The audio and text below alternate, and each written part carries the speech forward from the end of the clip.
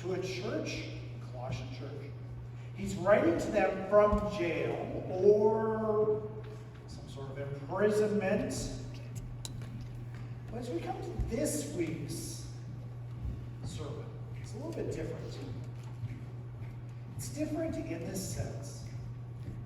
Paul is not the only one in the story who's a convict. He is not the prisoner who's going to be referred to in the passage we're going to get to in a few moments. But this prisoner certainly needs to discover victory. You know, we mentioned convicts, things like that. The idea should be coming up in our mind a certain way. Certain judgments might be rising up in our heads. Certain labels we put on people. Certain ideas of, if I'm saying, I'm about to talk about a guy who's not just a convict, he's a fugitive. We might want to say that this is somebody who's an outcast in our society. Somebody who has no or little value. And in many ways, that's going to be true of the gentleman we're going to talk about, that he has no value to this world until he is confronted by the gospel of Jesus. Now, the bad news for him, the gospel is going to make his life a little more complicated. We're going to come to a new friend who's going to have to make some very hard choices to discover the full freedom that he's going to come to in Jesus. Now, this letter that's being written, this book to the Colossians, it's hard in their day and age. Now, for our youngest ones who are sitting in here, maybe who've left already, go back, it's really hard to imagine this, but in Paul's day, there was no TikTok. He couldn't just send a little video saying, here's what it is. For those who are a little older, he didn't even have Facebook. It was kind of my generation, didn't have email. For those a little older than me, he didn't even have Canada Post. Sending a letter was complicated. It was actually a big, expensive deal, because if you wanted to send a letter, you probably had to send somebody all the way to wherever the letter was going. And that's exactly what we find as we get to the last chapter of the book of Colossians in chapter 4. Partway through, we read this, where this is the main guy we're going to focus on this morning. But Tychicus will tell you all about my activities. He is a beloved brother and faithful minister and fellow servant of the Lord.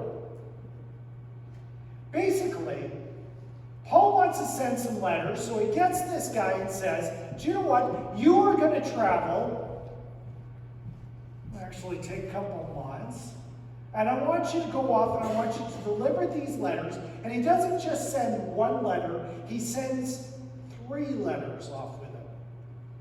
He sends a letter of Colossians, one we've been studying, not all that far away from Colossae, the city where the Colossians letter comes to, is the city of Ephesus. So he sends the letter that we call Ephesians now with him. And there's a 3rd letter that goes with it, the letter we call Philemon. And he seems, this Tychicus, seems to be quite a runner. He appears several times in the New Testament, but just in brief little spurts. Somebody maybe prepares the way for Paul. He first appears, we're told he's from the area around Colossae and Ephesus. He's from Asia, which was kind of the word they used to refer to Turkey back then, and kind of not just the whole continent, but particularly that region. He meets Paul, and he goes on a trip preparing the way for Paul to go to a couple of different towns, particularly Ephesus, and maybe on to Jerusalem. And then later on, we find his name come up a couple of times, that he takes the letter that we find in the New Testament called Titus. He takes that letter down to Crete in Greece, drops it off there. And there's a book in the New Testament called 1 Timothy. And it seems he might have also delivered that letter. He's mentioned there. It was maybe just Paul's mailman. And he keeps going back and forth and bringing the words that Paul has to the church. He was a faithful person. My notes have completely frozen on my tablet. Continues in Colossians, saying this: I have sent unto you for this very purpose, that you may know how we are, and that he may encourage your hearts. Now, the interesting thing is, these two verses, the last two I've read, are pretty much word for word also found in the book of Ephesians. Book of Ephesians, he's kind of introducing the guy who's bringing the letter. He gives the same wording. And it kind of makes sense that Paul is sending this letter, Ephesians. The city of Ephesus might have been the third largest city in the Roman Empire. It would have been close with a city in Syria, but it was a big, important city. St. Colossae, it's a little town. Well, maybe a little bit bigger than a little town. It's a medium-sized place. It wasn't really important. It was a little bit in the off-roads. Ephesus, it kind of makes sense. He's going to send a letter there. He knew those people well, the people who made up the church there. And it's an important place. Colossae, not so much. But there's business to take care of there. See, as we've gone through Colossians, we've talked a lot about its purpose being we are to anchor in Christ. And certainly as he's writing this letter, he's got this great idea that this is a lesson I want you to learn, but he's got another purpose for sending a letter to this church. And it's that he's going to send 2 letters. And really his main purpose is the second letter. See, there's another verse that comes up. The next verse.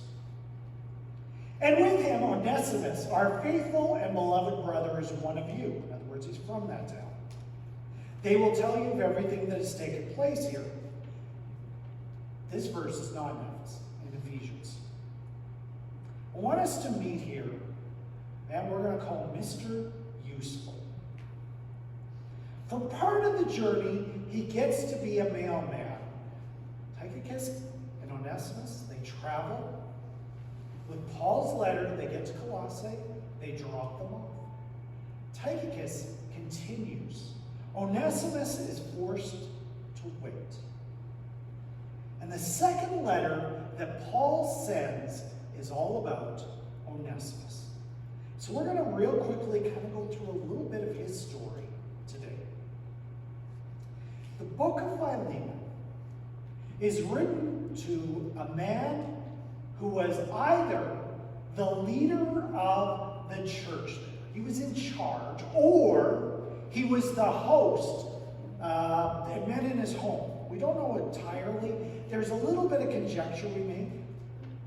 The letter is addressed to him and 2 other individuals we know nothing about: Aphia, a woman, and a man, Archippus. We don't know anything about them. They might have all been relatives. They might have been leaders of the church. Whatever we end up saying is speculation. It would seem, as Paul was in nearby Ephesus at one point, they went and met him. Because Paul clearly knows them. They had come across each other, and Paul had sent them back to Colossae. We want you to start a church in that town.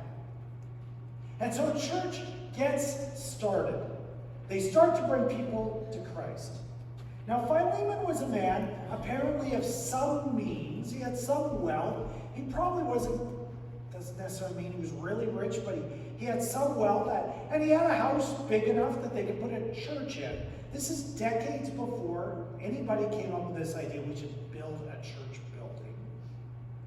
Because, of course, the church is not about the building, it's about the people. They would meet in the house, and they would gather together and be the church. Now, Philemon was of some means because we know he had at least one household slave. And that's going to be this guy, Onesimus. It would seem that Onesimus decided, I'm leaving. I'm heading out on my own. We don't know entirely any of the reasons why. But to be a runaway slave in the time of the Roman Empire was a big deal. Now, when we talk about slavery, we talked about it a few weeks ago as went through Colossians. If you missed the sermon, it can be found on our website, our YouTube channel. But in it, we kind of said that the idea of slavery, we generally think of the American South pre-Civil War. It didn't look exactly like that. A slave could actually become a very wealthy, powerful individual. They could have a sideline work, buy their freedom. Sometimes they would choose not to buy their freedom if they could because they were making so much money. Sometimes, however, it went the other way. That somebody was they went through a horrible, abusive situation. And you want to run away there. I don't know entirely Onesimus' situation, but things have gone bad enough that he decides to run away, and this was a crime for which there was an automatic punishment in the Roman Empire, and it was crucifixion. That should tell us a little bit about what Jesus suffered, by the way. That this was a punishment for slaves. This was supposed to be the worst way to die. And that's what happened with a runaway slave. It was automatic. No trial, no excuses. This is what happens to you. Onesimus runs away and at some point meets up with Paul. Now that's very interesting. Because if you think about it, Paul is in jail. Now, he's in jail in one of two places. We're not entirely sure. He might have been in the city of Caesarea, awaiting trial, in which case he was living in the governor's basement. Or he might have been in Rome, and the book of Acts describes the time he's under arrest in Rome, in which case he had a fair bit of freedom. He was under house arrest, but he had a guard with him 24/7. Now I want you to think about this. Onesimus is a fugitive, a runaway slave, who faces automatic death if he's caught by the authorities. You know, there's a couple of things, I have to be honest. I've never been a fugitive from the law. I'm speculating a little bit here. But if I'm a fugitive for the law, there's a couple of places I do not want to ever go. Number one is, Paul might be in the governor's basement surrounded by all the soldiers and officials. That would be a really dumb place for a fugitive to go. Or he goes and meets up with Paul, who's got the soldier who's following him around 24/7. I gotta be honest, if I'm a fugitive, if I see a guy talking to the RCMP, I'm probably not coming in and butting into the conversation.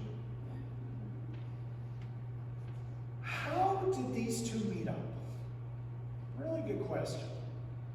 They did. I kind of wonder, and a few people have speculated this, if he deliberately went out to find Paul. Maybe to say, I'm being mistreated by my master, who's a Christian. Paul, can you intervene on my behalf? Maybe? I don't know. Seems to me, whatever the case is, this fugitive has risked everything to meet up with Paul. And very likely, in the midst of all this, he's either been, in the past, being led to Jesus, or through Paul's ministry, he's led to become a Christian. It's quite a remarkable story, whatever it is. He is attempting, Paul is going to attempt now to bring reconciliation between this fugitive and his master. He's going to start pleading on behalf of Onesimus, saying, I'm sending him back to you.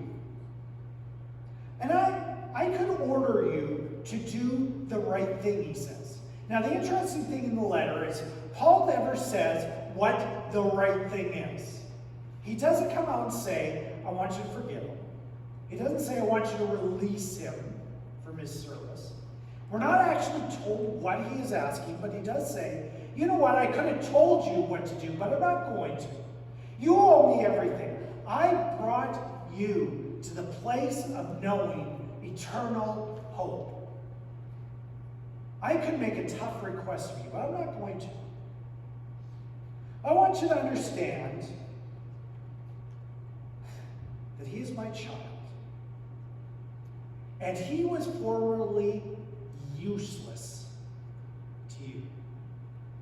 But boy, he's become useful to me.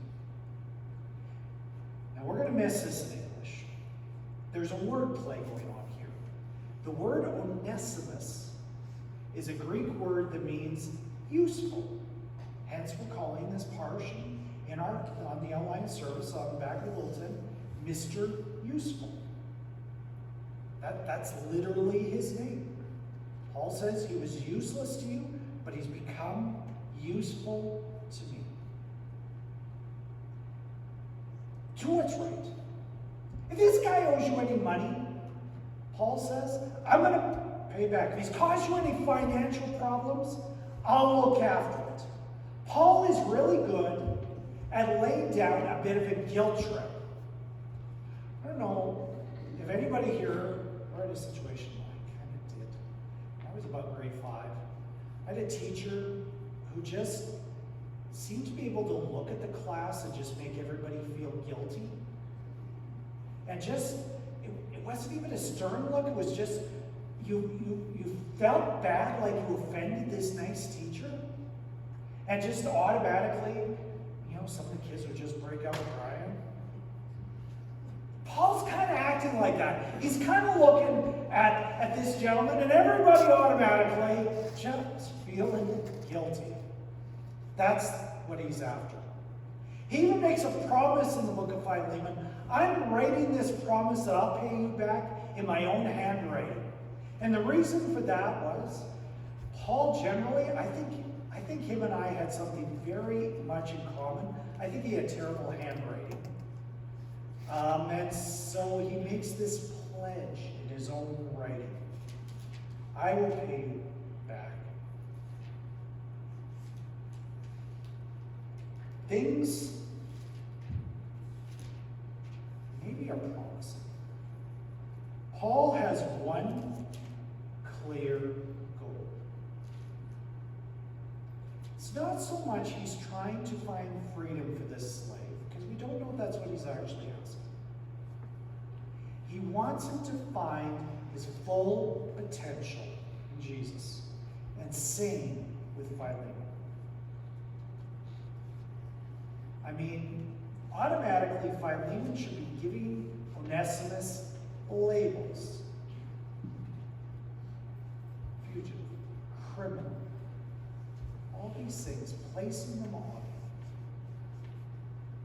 Paul sees a bigger label.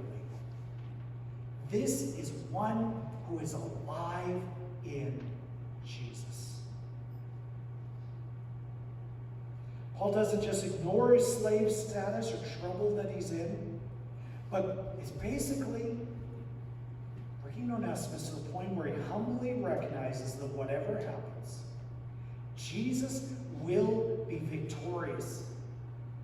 Even if the worst case scenarios happen, Jesus will be victorious. I mean, he's writing about a man who is facing execution, or at least enslavement. We need positive reminders occasionally what God is doing. Now, we are never told how this letter was received or what happens to Onesimus. We're never given an idea of what the end is.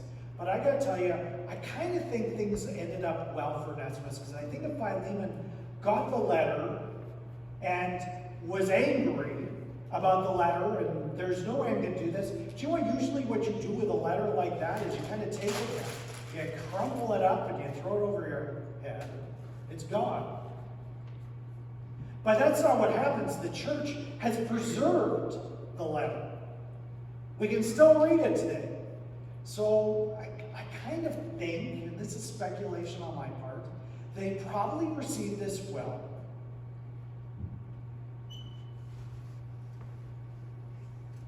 We need to be reminded over and over again.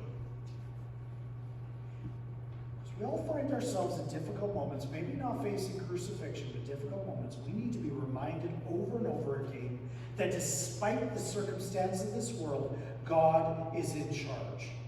And it takes faith in knowing God. I want to take us through a couple of real quick things that I get out of this passage. Out of this story. The first one is this. Paul several times says, you know what? Your status in this world does not matter. Slave, free, does not matter. What words, what labels might you put on yourself? What words would the world put over you? Would they be words like victorious, loved, saved? Because those are the words God puts on us. In Romans chapter 6, Apostle Paul says this, so you also must consider yourselves dead to sin and alive to God in Christ Jesus. There's older translations that say you must reckon yourselves.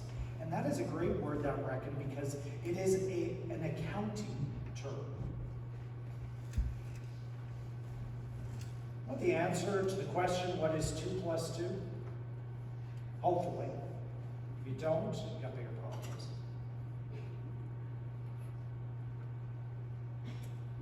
Can you ever feel different about that answer? I don't feel it's for today. This is an accounting term here.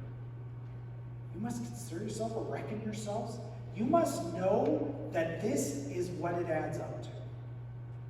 Doesn't matter how you feel. Doesn't matter what the world labels you as. You must reckon yourself. You must consider yourselves dead to sin and alive to God in Christ Jesus. That you are already one who has seen the resurrection of Jesus Christ. And if Jesus has brought salvation, Onesimus might have all sorts of labels about criminal, slave. That's the definition that the world, the devil, maybe even himself, puts on himself. But this criminal, this slave is labeled by Paul a beloved brother.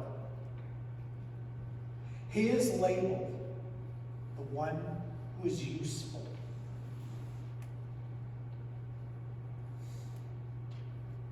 You need to understand that we are considered different by God than maybe the world considers us. Maybe even I consider myself. And how God sees me is what really matters. Another thing I kind of get out of this is there is victory in submission. Apostle Peter has a section in his first epistle that's talking about slaves obeying masters. And then he goes on and says, I want you to live honorably, obeying even emperors and other political leaders. And then he continues, for this is the will of God, that by doing good you should put to silence the ignorance of foolish pride, live as people who are free, not using your freedom as a cover-up for evil, but living as servants of God. And then he goes on to say that at times you might face unjust situations and circumstances of life. So did Jesus. You might suffer as Jesus suffered. The world might be like this, where you're going to run across situations of life where things are horribly unjust, and Paul says you're going to still be a Christian in the face of these things, or Peter, excuse me. You're still going to be a Christian in the face of these moments. You might be really angry about circumstance, situations, life. Doesn't mean you get to start gossiping. Doesn't mean you get to start calling people names.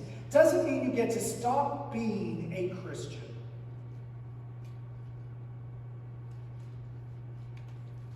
Because that's what Jesus did.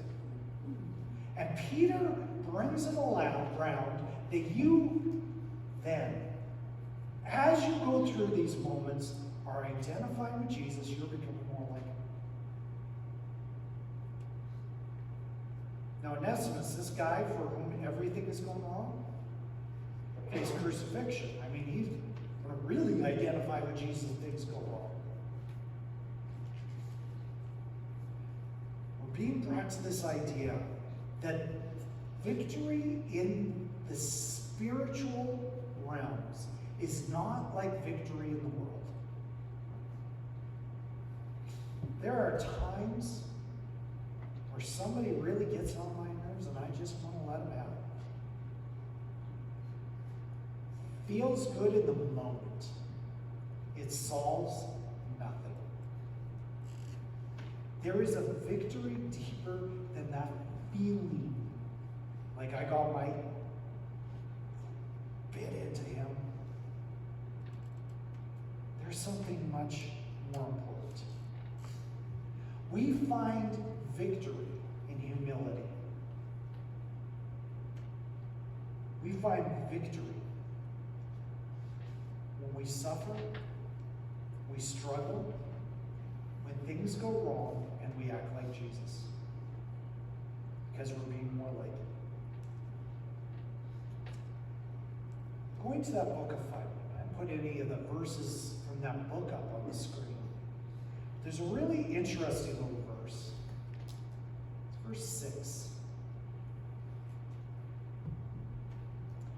I pray that the sharing of your faith may become effective for the full knowledge of every good thing that is in us for the sake of Christ. If you've got any other translation of the Bible, it's going to say something a little bit different because this verse is notoriously difficult to translate. Everybody kind of struggles because he picks up some phrasing and wording that just do not translate into English well. What we do understand here is he starts off by talking about being verbal with your faith, speaking about it. Could be sung in worship, could be talking positive things with people around the church, could be sharing the gospel with the people of this world who might be hostile. You should do this, is basically what Paul is after. You should do this. Why should you do this? And his response is something that we might not expect. I mean, we should share the gospel. Why? So everybody knows it? Absolutely. But here it's something a little bit deeper. He's basically saying, so that you can have, and again, this doesn't translate well into English, you can have a friendship pact with things that are good. It just doesn't translate well. But here's the idea that he's really trying to get across. The more you speak good things, the more you speak positively about the things that you have in Jesus, the more you sing it out, the more you talk about it, the more you will understand it. So sharing your faith is not just about telling somebody else about Jesus, it's to help you understand Jesus. And I think we can understand how this could work, because if I go around and all I do is talk negatively everywhere I go, about how wrong everything is, about how much I despise this or that or the next thing, if that's all I can talk about, pretty soon my attitude and my heart follow that, don't they? I become a pretty negative person. If all I do is look at what's wrong, I become a negative person. But if I start talking in such a way, and boy, Jesus is victorious. Jesus has brought his resurrection. Jesus has brought his forgiveness. If that is what is spilling out of my mouth, do you know what? My heart is going to be more positive. My life is going to be more positive.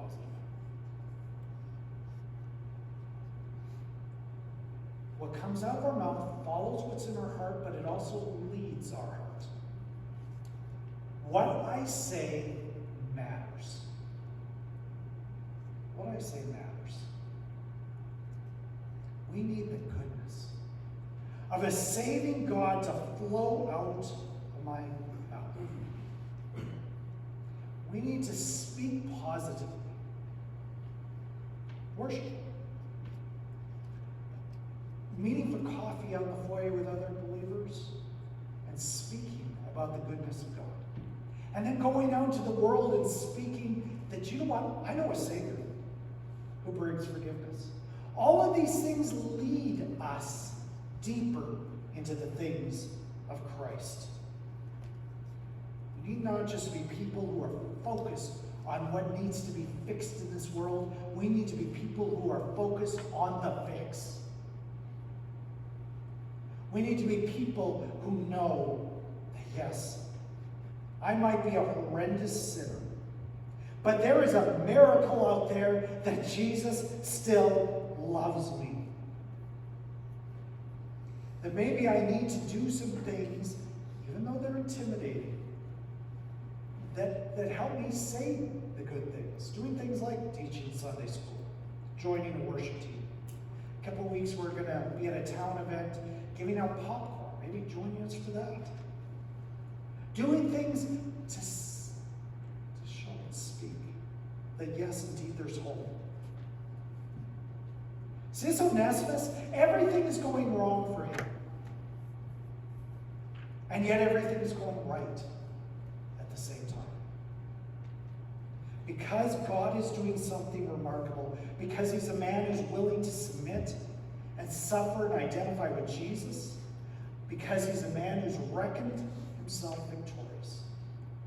We're not told what he says, but you know what? I think that there's a little bit in here where Paul is indicating for all of us. Speak and find victory.